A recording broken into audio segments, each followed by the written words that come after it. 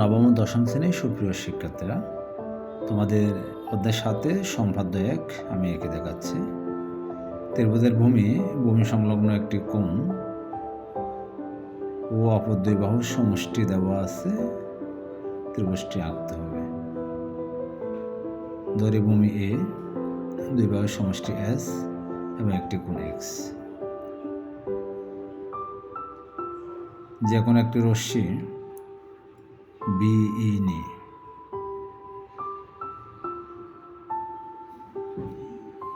এই বি রশ্মি হতে এ বাহু সমান করে বিসি অংশ কাটে।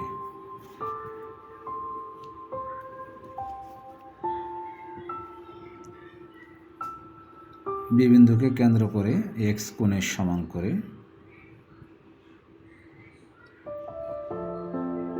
একটি কোণ আঁকে।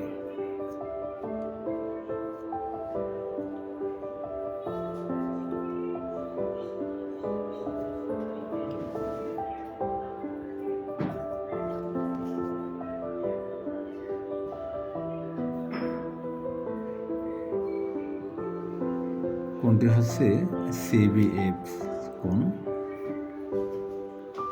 বিএফ হতে এস এর সমান করে বিডি অংশ কাটলাম।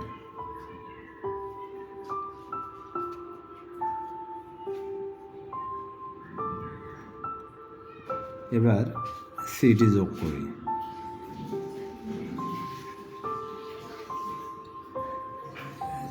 সি বিন্দুকে কেন্দ্র করে বিডিসি কোণের সমান করে ডিসি এ কোণ আঁকি।